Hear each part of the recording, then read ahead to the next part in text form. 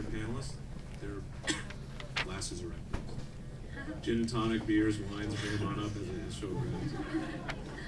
All right, so I think we're in agreement here that while we may quibble with the value of some of these media consumption metrics, it doesn't seem like digital's getting its fair share. But let's cut to the chase scenario. We are now playing with our pennies at the bottom of the couch. We got our 8 to 9%. How many sellers are in the room today? Who makes a living by selling ad space?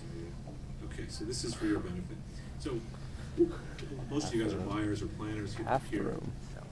Where are you going as a first buy? You don't have to name sites, but what are the types of properties that you're attracted to and why? Is it the insights that the vendor's able to bring? Is it that inertia thing to what Brian's saying? It's like, hey, I do Yahoo and Google because I've done that the last 5 years.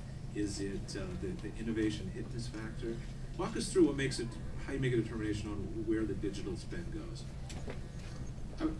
I think for us, there's a shift away from buying space, obviously. Just buying space, understanding the breadth and demo of your audience and telling us what your CPM is, that's not a first buy type of approach. We're in a situation now where we're trying to find ways to break through what is a very cluttered and personalized media consumption consumer. And I think the people who come to us, and obviously there are places, if you want to build a widget that's going to be viral, if you don't talk to Facebook, well, duh, right? You're doing search, you're going to call Google. But outside of that, the people we are interested in working with are coming to us to talk about insights for what our clients' customers are doing on their site. Talking about what the new functionality they're building out is, what's the new content, what are people doing on their property that is interesting, that is growing, that matters, and talking to us about how we can creatively integrate there somehow to enhance that. Like, we need to bring a consumer value to make them really pay attention and develop a relationship with the brand.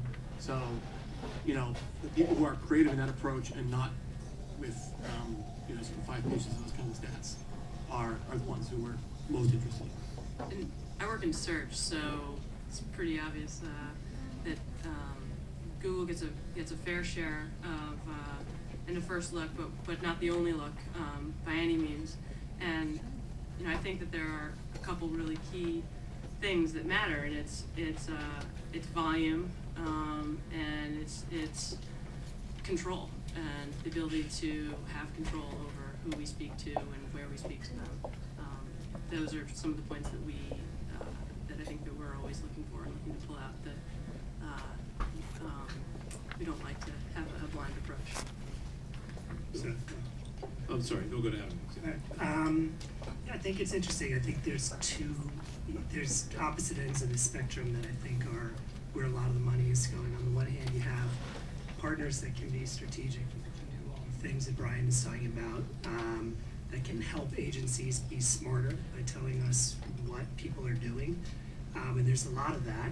And then at the other end, I think, to be honest, there's a lot of buying of results. And I think, you see the networks, and I think there's such a pressure to deliver results that a lot of what goes on is just buying sales. I was going to say I spent a little bit of time with the media planning team on this one. And I think when we talked about this a little bit, the way I would characterize our approach is there really is no such thing as a first buy. The folks that we tend to like to work with, excuse me, are the folks that we can engage kind of in a partnership. We're willing to spend a little bit of time listening to the unique issues that our clients are bringing to the table, and that are willing to take what they know about their audience, their network, their properties, and then work with us a little bit to develop some of the more strategic partnerships, as opposed to carpet bombing and just doing run a site kind of stuff. So personally, I think you end up with better efficiencies and better results for your clients. That's sort of our methodology.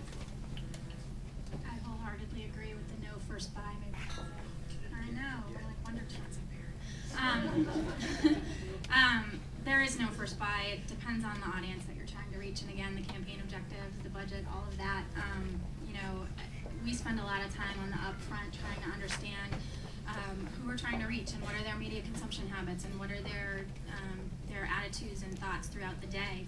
Day parting is a big part of it too. Even though they're mad television consumers at night, they're probably not in the morning, or if they are, they're busy getting the kids off to school, so they have it on in the background but aren't paying attention. So there are a lot of things that go into it. So for me, there's never a first buy. It could be homepage on Boston.com. It could be this really obscure new placement on, bassfisherman.typepad.com through the blog ads network. You never know. So. Did that help the sellers at all? We got one question. Yes. How do you sell